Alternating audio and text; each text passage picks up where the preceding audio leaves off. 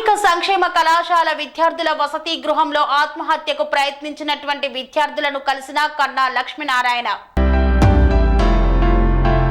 సత్తెనపల్లి పట్టణంలోని వెంకటపతి కాలనీ సాంఘిక సంక్షేమ కళాశాల విద్యార్థుల వసతి గృహంలో ఆత్మహత్యకు ప్రయత్నించిన విద్యార్థినులను పరామర్శించిన సత్తెనపల్లి శాసనసభ్యులు కన్నా లక్ష్మీనారాయణ.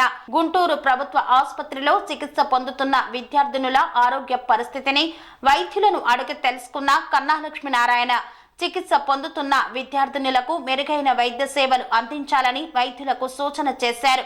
ఈ సందర్భంగా ఏర్పాటు చేసిన మీడియా సమావేశంలో కన్నా లక్ష్మీనారాయణ మాట్లాడుతూ హాస్టల్ వార్డెన్ నిర్లక్ష్యం కారణంగా 2 పిల్లలు ఆత్మహత్యాయత్నం చేసుకోవడం బాధాకరమన్నారు.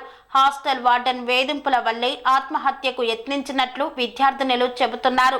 భోజనం బాగోలేదని ఫిర్యాదు ఇచ్చినందుకు ఏదో ఒక వంకతో హాస్టల్ వార్డెన్ ఇబ్బంది పెడుతున్నారని విద్యార్థులు తెలిపారు. హాస్టల్ వార్డెన్ తీరుపై 2 రోజుల క్రితం విద్యార్థినుల తల్లిదండ్రులు పోలీసులకు ఫిర్యాదు చేశారు. హాస్టల్ వార్డెన్ పై కఠిన చర్యలు తీసుకుంటామన్నారు. విద్యార్థుల ఆరోగ్యం నిలకడగానే ఉంది. ప్రభుత్వ హాస్టల్స్ లో ఎటువంటి సమస్య ఉన్నా మా దృష్టికి తీసుకురావాలని, ఎవరు కూడా ఎటువంటి అఘాయిత్యాలకు పాల్పడకూడదని కోరుతున్నామని తెలిపారు. సత్తెనపల్లిలోని సోషల్ వెల్ఫేర్ హాస్టల్లో వార్డెన్ యొక్క నిర్లక్ష్యం వల్ల నిన్న 2 పిల్లలు సూసైడ్ అటెంప్ట్ చేసుకున్నారు. ఒక అమ్మాయి పేరు అఖిల, ఇంకో అమ్మాయి పేరు సనీత. వీళ్ళిద్దరూ కూడా హాస్టల్లో ఫుడ్ సరిగ్గా పెట్టట్లేదు అనేటువంటిది క్వశ్చన్ చేసినందుకు వార్డెన్ హెరాస్మెంట్కి మరి వాళ్ళిద్దరూ కూడా సూసైడ్ అటెంప్ట్ చేసుకున్నారు. నేను ఇప్పుడు సాయంత్రం హాస్టల్ను కూడా విజిట్ చేయబోతున్నాను. మరి వార్డెన్ మీద యాక్షన్ తీసుకోమని డీడీ సోషల్ వెల్ఫేర్తో ఆల్రెడీ మాట్లాడటం జరిగింది. ఇక నుంచి అటువంటి తప్పులు జరగకుండా హాస్టల్లో మరి చూసే బాధ్యత డీడీ గారు తీసుకోవాలి. నేను కూడా అప్పుడప్పుడు సందర్శిస్తుంటాను హాస్టల్స్ని.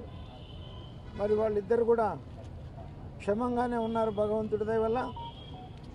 మరి వాళ్ళు అటువంటి అటెంప్ట్ చేయకుండా ఇటువంటి సమస్యలు ఏదన్నా ఉన్న విద్యార్థులు కానీ నా దృష్టికి తీసుకొస్తే ఖచ్చితంగా నేను అధికారుల దృష్టికి తీసుకుని వెళ్ళి ఆ సమస్యల్ని పరిష్కారం చేస్తాను. కానీ ఇట్లా జీవితాలు పాడు చేసుకోవద్దని చెప్పేసి నేను వాళ్ళని కోరుతా ఉన్నాను. తీసుకొచ్చారు 2 పిల్లలు సనిత అండ్ అఖిల. వీళ్ళిద్దరూ అక్కడ ఫుడ్ బాగాలేదని అడిగినప్పుడు ఏదో జరిగింది. మొత్తానికి అక్కడ వాళ్ళు 8 ట్యాబ్లెట్స్ పారాసిటమాల్ తీసుకున్నారట. ఈ డోలో 650 అనుకోండి. అలాంటివి తీసుకొని ఇద్దరు కొంచెం హెల్త్ ఇబ్బంది పడేసరికి వెంటనే ఇక్కడ తీసుకొచ్చారు. అయితే రాత్రి రాయల్ ట్యూబ్ అది వేసి అన్ని కక్కించేసి రాయల్ ట్యూబ్ వేసి పెట్టి పొద్దున్న దాకా ఏం పెట్టకుండా టెస్టులు చేసి ఎలక్ట్రోలైట్స్ అన్నీ బాగానే ఉన్నాయి. ఇద్దరు కూడా స్టేబుల్గా ఉన్నారు. అయితే మధ్యాహ్నం నుంచి ఏమైనా ఓరల్ లిక్విడ్స్ కానీ ఇచ్చేసి గ్రాడ్యువల్గా ఫుడ్ ఇంక్రీజ్ చేసి వాళ్ళని ఇక్కడ బాగున్నప్పుడు అట్లాగే సైకాట్రిక్ కౌన్సిలింగ్ కూడా చేయించాలి. కొంతమంది చాలా ఈజీగా సూసైడల్ టెండెన్సీస్ ఉంటాయి. ఆ కౌన్సిలింగ్ చేయించి వాళ్ళు స్టేబుల్గా ఉన్నప్పుడు డిశ్చార్జ్ చేద్దాం అనుకుంటున్నాము. స్వామి బోధానంద గోసేవ ఆశ్రమం సైతాపూర్. జ్యోతిష్యం, వాస్తు శాస్త్రం మన పూర్వీకులు మనకిచ్చిన వరం. దుర్గాదేవి, కాలభైరవ ఉపాసనతో వాక్సిద్ధి పొందిన శ్రీ శ్రీ బోధానందగిరి స్వామివారు మీకు ఎలాంటి సమస్యలున్నా, వాటిలో ముఖ్యంగా ధన నష్టం, ఆరోగ్య నష్టం, భార్యాభర్తల మధ్య గొడవలు, ప్రేమించుకున్న వారు దూరం అవడం, ఎన్ని సంబంధాలు వచ్చినా పెళ్లి ముడి పడకపోవడం, రోడ్డు ప్రమాదాలు, అప్పుల బాధలు, వ్యవసాయంలో నష్టాలు, పెద్దల మాట పిల్లలు వినకపోవడం, ఆరోగ్య శాంతి, గృహశాంతి, మనశ్శాంతి లేకపోవడం, ఇలాంటి సమస్యలు ఉన్నట్లయితే ఒక్కసారి స్వామీజీని కలవండి. మీ సమస్యలకు తగిన పరిష్కారాన్ని పొందండి.